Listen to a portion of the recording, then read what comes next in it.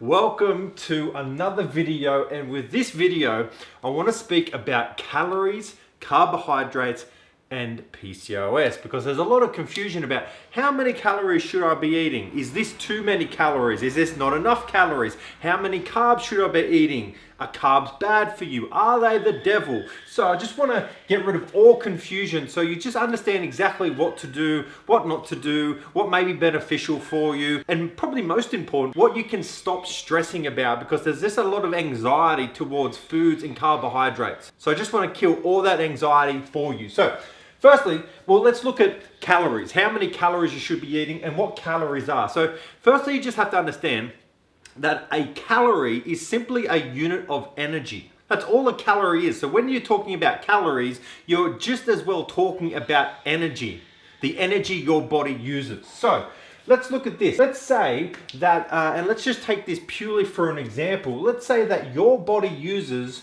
2,000 calories a day. That is what's called your TDEE, total daily energy expenditure. That is just the rate of your metabolism, 2,000 calories a day. That states that if you eat around 2,000 calories a day, your body will maintain its weight. Now, this number is not exact. It's more likely to be a range. So that range could be, 2,200 to 1,800. That's probably the range your body will stay at its current body weight. It's not a set number. It's probably more like a range. But for this video, just for that easy understanding, let's say it's 2,000 calories a day.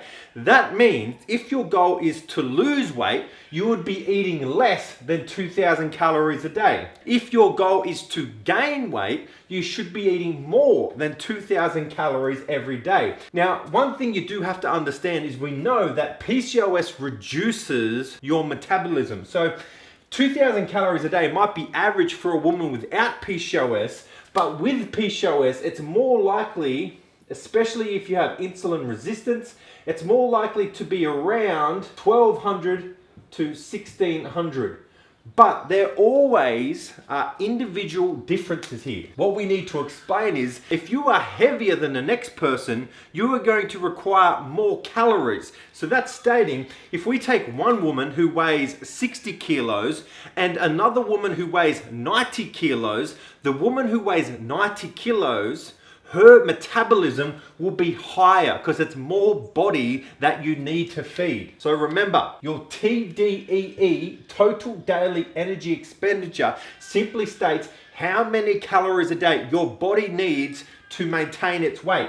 Eat less than, you should lose weight. Eat more than, you should gain weight. Now what happens is, let's say you're eating 1,200 calories a day and you're not losing weight, but you've calculated that should be helping you lose weight.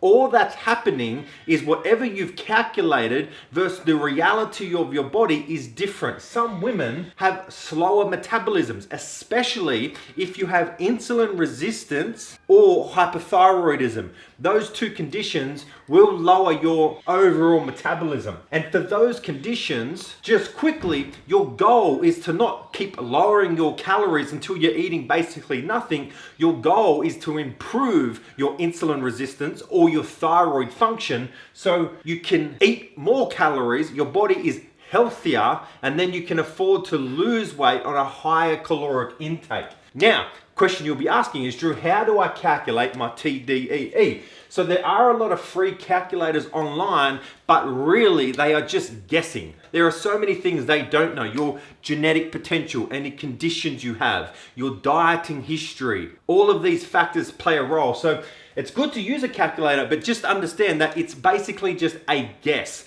The more accurate way is to set yourself up with a meal plan for a week or two, track the calories in that. So just set up a meal plan. Okay, for breakfast, I'm gonna eat 3 egg whites and a piece of toast. For lunch, I'm gonna eat 80 grams of chicken and a salad. So you just write down the calories, and let's say for that day you're eating 1,800 calories, you follow that for a week and then see how your body responds. If your body stays around the same weight, you know that it's around 1,800 calories is your TDEE. If you start to lose weight, you know that your TDEE is probably higher. If you're gaining weight on that, you know your TDEE is probably lower. So that's the best way and the most accurate way, is to track your calories for a week or two until you see how your body responds. So that's calories, right? So now let's look at the carbohydrate component, because a lot of women are confused about calories and carbohydrates. So there are 3 macronutrients in your diet. They start with P, F, and C. Do you know what they are? 3 macronutrients. They are protein, fat, and carbs. They are our macronutrients we get from our diet. Protein, fats, and carbs. Now, the ratio at what you hit is dependent on how you like to eat your food. So diets like the ketogenic diet will be extremely low in carbohydrates or 0 carbohydrates, high in fat, medium to low in protein. Proper ketogenic diets are around 70% fat, 5% carbs, and 25% protein. I don't think you have to go that low, but if you find you enjoy keto diets, if it's sustainable and it gets you results, go for it. But I don't feel like you have to. Plus, carbohydrates, the right carbohydrates, are very, very healthy for you. So let's have a look here about how many carbohydrates you wanted to be aiming for. I have really found through working with my PCOS clients that around 20 to 30% of your overall calories coming from carbohydrates is about the sweet spot. But what does that actually look like? Well, let's say that you're aiming to eat 1,600 calories a day. So your goal calories are 1,600. And let's say what percentage of your diet you want to come from carbohydrates is 25%, because that's about the sweet spot. So then we know 25% of 1,600 is 400 calories from carbohydrates. Now, I really don't want to lose you here, but every gram of carbohydrate equals 4 calories. So if we're looking for 25% of our 1,600 calories to come from carbohydrates, that's 400 calories of carbohydrates. And since 1 gram of carbohydrate equals 4 calories, that means we're looking for a total of 100 grams of carbohydrates a day. So 1,600 is pretty normal for a woman with PCOS. 25% is about the sweet spot, and 100 grams of carbohydrate to me is low to moderate carbohydrates, but it's still a lot of carbohydrates, 100 grams.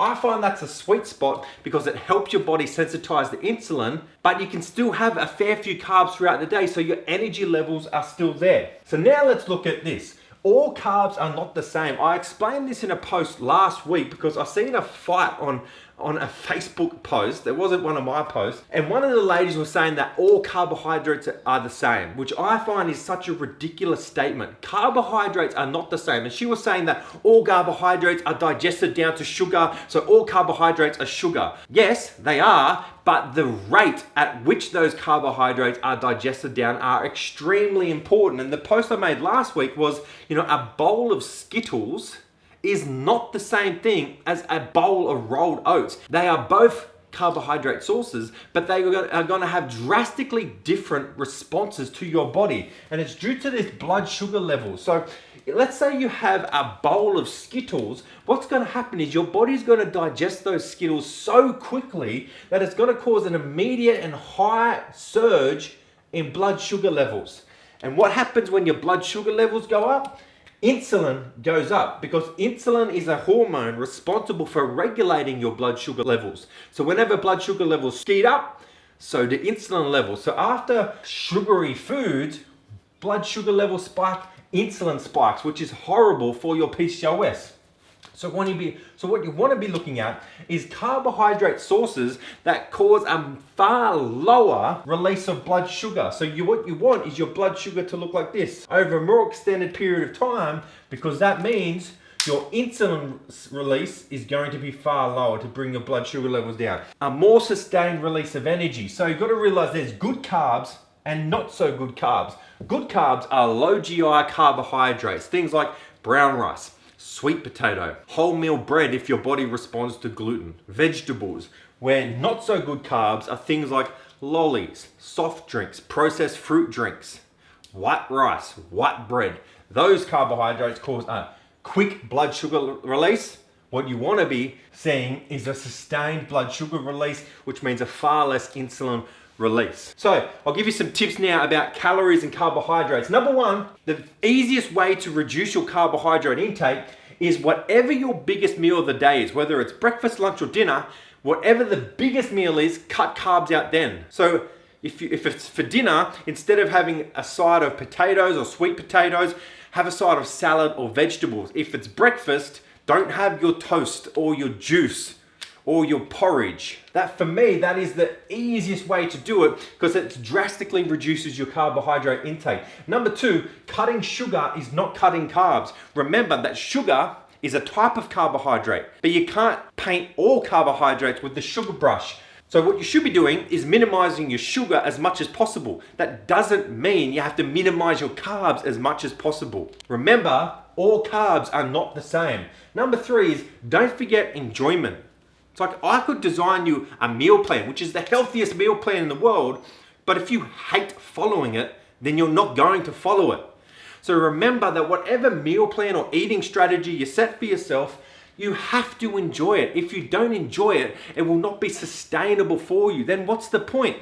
You might do well for 2 weeks, lose interest, lose motivation, binge, go back to square zero. What I want to see you doing is maybe it involves 1 or 2 treats or cheats throughout the week. That's okay. You may only be taking 1 or 2 steps forward each week instead of 4, but the person who takes 4 steps forward usually takes 5 steps backwards. The person who takes 1 or 2 small steps forward every single week continues to take 1 or 2 small steps forward every single week. Who's going to be further along after 6 weeks, 6 months, 12 months, 2 years? And the last one is test, review, and iterate. It's my strategy with all this. Don't expect to start a diet and have it work perfectly for you immediately and forever. You're going to have to test things, review your results, and change or iterate your strategy based on your results. Don't get disheartened. Just try things. See if it works for you. Take what does, get rid of what doesn't. Test something else. It's just continuing to find and understand how your body works, how your PCOS works, and what tools work for you to improve your PCOS. So, hope you enjoyed this video. If you have any questions about calories, carbohydrates, and PCOS, let me know below because I love speaking about this and I really love helping you. And that's all from this video. I'll see you on the next one.